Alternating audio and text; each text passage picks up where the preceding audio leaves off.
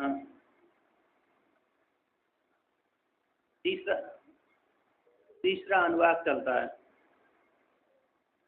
प्राणम प्राणम देवा अनुप्राणन्ति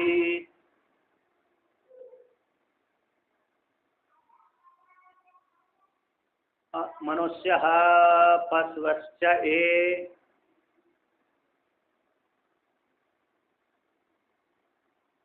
प्राणो हि भूतानां आयुः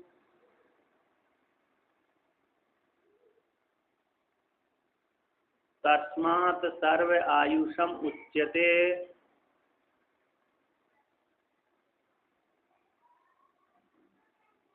सर्वम एव ते आयुर्यन्ति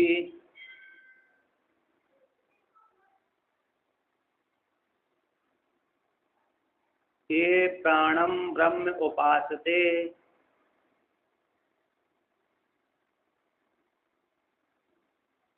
प्राणो हि भूतानां आयुः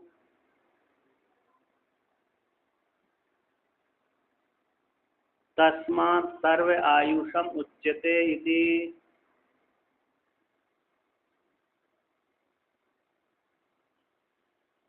तस्य एष एव शारीर आत्मा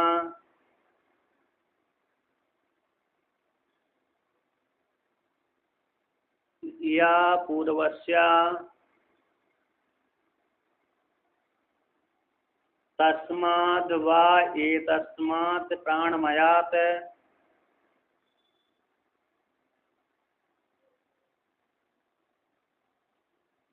अन्यो अंतर आत्मा मनोमयः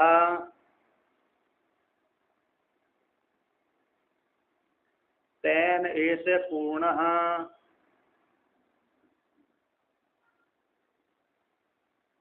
स वै एष पुरुषविद एव।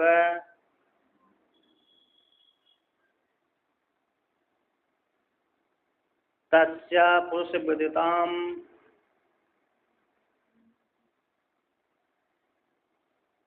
अन्वयम् पुरुषविदः तस्य यजुर एव शिरः।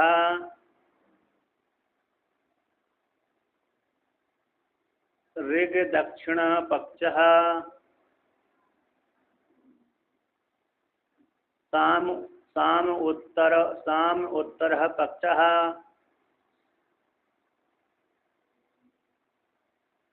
आदेश आत्मा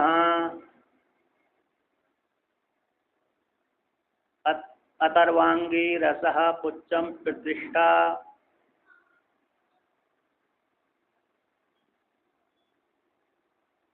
तदप्येष श्लोको भवति।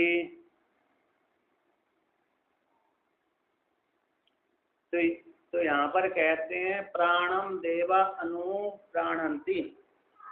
तो कहते हैं देवा शब्द यहाँ पर देवता यानी इंद्रियों का बात, इंद्रियों को ऊपर अभिमान करने वाले देवता। तो देव शब्द से यहाँ पर इंद्रिय ग्रहण कर लेना चाहिए। और समष्टि में अरे देवता ही आ जाएंगे और वृष्टि में अरे इंद्रिय आ जाएंगी। तो समष्टि में प्राण हिरण्यगर्भ आएगा, व्यष्टि में प्राण आएगा, आध्यात्मिक प्राण आएगा। तो कहते हैं सारे देवता प्राणम अनुप्राणंति, प्राण की ओर धावन करते हैं। जितने भी इंद्रिय आदि अग्नि आदि देवता हैं, अग्नि आदि जो देवता हैं अत इंद्रिय हैं, चक्षुरादि इंद्रिय हैं, कहते हैं प्राण के आश्रय रहते हैं। यानी प्राणम अनुप्राणंति। तो प्राण अनुप्राणंति अनु पश्चात प्राणंति। तो प्राणांति चेष्टन्ते। जब प्राण चेष्टा करता है तो इंद्रियादि देवता भी चेष्टा करते हैं। जब तक प्राण चेष्टा नहीं करेगा, वायु देवता नहीं चेष्टा करेगा, हिरण्यगर्भ चेष्टा नहीं करेगा, तब तक इंद्रियादि अग्नि देवता चेष्टा नहीं कर सकती। इसलिए प्राण के पश्चात ही इंद्रियादि अग्नि देवता चेष्टा करते हैं। तो प्राणांतिम चेष्टन्ते अनुन पश्चात। किसके पश्चात? प्राण देवता के पश्चात, हिरण्यगर्भ अथवा वायु देवता के पश्चात अग्नि आदि देवता चेष्टा करते हैं। और कहते अग्नि आदि देवता ही अकेले चेष्टा नहीं करते। मनुष्य पशुश्च ये, जो मनुष्य हैं पशु आदि वे भी प्राण के पश्चात ही चेष्टा करते हैं। प्राणो ही भूतानाम आयु, यानी क्योंकि प्राण ही संपूर्ण भूतों का आयु है। तस्मात् सर्व आयुषम उच्यते, इसलिए संपूर्ण भूतों का आयु होने के कारण इसलिए सर्व आयुषम प्राण कहलाता है। क्यों संपूर्ण भूतों का आयु क्यों है? क्योंकि प्राण यदि शरीर से निकल गए तो सारे व्यक्ति मर गए, है ना। इसलिए सभी की आयु है, सारे भूतों की आयु है, जीवन है, मुक्त है। इसलिए प्राण के बिना तो कोई व्यक्ति कुछ भी नहीं कर सकता। इसलिए जो भी चेष्टा होती है प्राण के द्वारा ही होती है। यदि प्राण निकल जाए तो स्थूल शरीर कुछ भी काम करने में समर्थ नहीं होता। इसलिए सर्वायुषम, सारी आयु प्राण है, सर्वायुषम प्राण कहलाता है ना। यानी सर्वायुषम संज्ञा के माध्यम से प्राण जाना जाता है। अर्थात जिस प्रकार से अब यहाँ पर कहते हैं सर्वम एव ते आयुर्यंती ये प्राणम ब्रह्म उपासते, कहते ए जो साधक प्राण को प्राण ब्रह्म है इस प्रकार से उपासना करते हैं। प्राण कैसा? ब्रह्म, ब्रह्म के साथ प्राण की चेष्टा, प्राण के साथ अभिन्नता सिद्ध कर देते हैं, अध्यारोप कर लेते हैं। क्योंकि प्राण के द्वारा ही जीवन धारण करते, प्राण नहीं है तो जीवन धारण नहीं करते। इसलिए प्राण से उत्पन्न होते, प्राण में चेष्टा करते, प्राण में लीन हो जाते हैं। इस प्रकार से प्राण ब्रह्म है, इस प्रकार से कल्पना करके साधना करता है, प्राण को ब्रह्म मानकर उपासना करते हैं। ऐसे जो उपासना करने वाले ए ते वे तो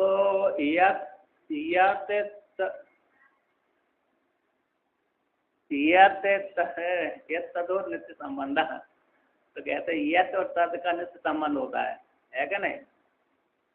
तो यत मत सर्वनाम में जो यत तद है ना, यत तद यत तदोर नित्य संबंध। जो यत ने बोल दिया वो तद ही बोलेगा, जो तद ने बोल दिया वो यद बोल देता है।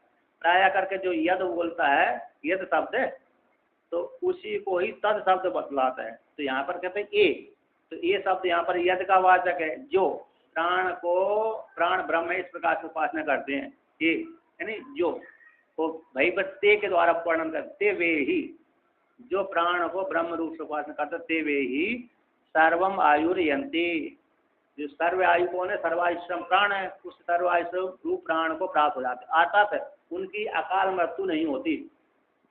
ऐसी जो प्रारब्ध के लेकर के आयु प्राप्त हुई है 100 वर्ष की, सर्वायुषम मतलब 100 वर्ष की आयु, तो 100 वर्ष की आयु से पहले वो नहीं मरते। तो सर्व आयुर्ते वे सारे प्राणी आयुर्यंती, सर्व आयुर्यंती सर्व आयु को प्राप्त हो जाते हैं। अर्थात 100 वर्ष से पहले उनकी शरीर नहीं छूटता, पूरी आयु जीते हैं। श्रुति कहती है याव अरे कौन सा कुर्वन् वेह कर्माणि जीव से शतम समा, है ना। कर्म करता हुआ व्यक्ति 100 वर्ष तक जीने की इच्छा करे। और दूसरी श्रुति भी है ना, कौन सी? शतम आयुषम, शतम आयुषम जीवे जीवेमा सर्दम शतम, जीवेमा सर्दः शतम, दूसरी श्रुति है। जी विशेष शतम समा, तो एक श्रुति है, ये तो ईशावासोपनिषद की श्रुति है। और दूसरी श्रुति आती है जीवेमा सर्दा शतम, जीव 100 वर्ष तक जी प्राणों को धारण करके रहे, यानी 100 वर्ष तक जीने की इच्छा करे। तो ऐसा जो इस प्रकार से उपासना करता है उसकी इसके सिद्ध उपासना करने वाले को अकाल जो मृत्यु हो जाती है ना, एक्सीडेंट के माध्यम से, भूख प्यास आदि के माध्यम से, अन्न के माध्यम से, वो अकाल मृत्यु नहीं होती, है ना। दुर्घटना की संभावना आजकल ज्यादा बनी रहती है ना, क्योंकि वाहन मार कब टक्कर मार दे भगवान जान। तो कहते हैं तो जो इस प्रकार से ब्रह्म की उपासना कर, प्राण रूप ब्रह्म की उपासना करते हैं वो सारी आयु को जीते हैं। प्राणो ही भूतानाम आयु, कहते हैं प्राण सारी भूतों की आयु प्राण ही है।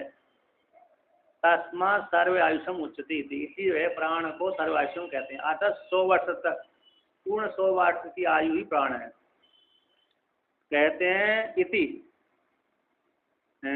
इति हो गया ना, इति इसकी समाप्ति के लिए हो गया। तस्य ऐसा एव शरीर आत्मा, तस्य अन्नमय कोश का, कहते तस्य यानी किसका है? अन्नमय कोश का। ऐसा प्राणमय कोश, शारीर यानी आत्मा, शरीर भवती शारीरा, शरीर में होने वाले को शारीर बोलते हैं। तो शरीर के भीतर कौन रहता है? प्राणमय कोश रहता है। उस अन्नमय कोश का ऐसा शरीर है जो शरीर दिख रहा है, शारीर दिख रहा है, प्राणमय कोश से वह आत्मा कहलाती है। क्योंकि जो जिसके बिना नहीं रहता वह उसकी आत्मा होती है। प्राणमय अन्नमय कोश तो प्राण के बिना नहीं रहता, इसी वह प्राणमय कोश इसकी आत्मा कहलाती है। बीच अथवा मध्य में रहता है, बीच में रहता है, इसकी आत्मा कहलाती है। यह पूर्वस्या, यह पूर्वस्य जो पूर्व का अन्नमय कोश का, यह आत्मा कौन? प्राणमय कोश है।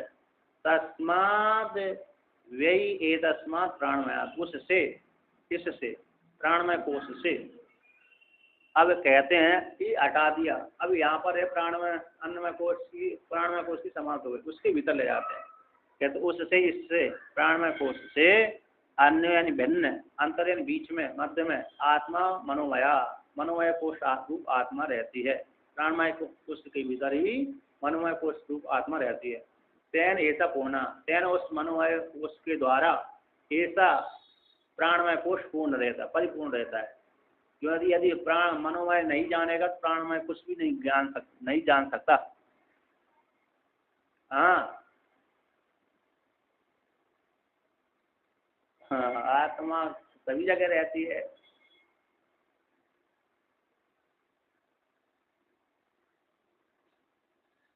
अध्यारोप अपवादाभ्याम प्रपंचम प्रपंचते शिष्याणाम वो सिद्ध्यर्थम तत्व कल्पिता कर्म। जिनकी बुद्धि तीव्र है उनके लिए,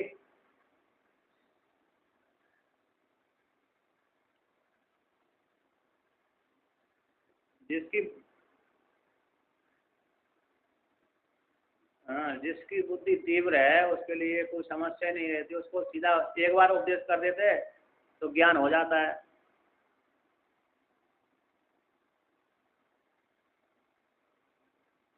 तो कहते हैं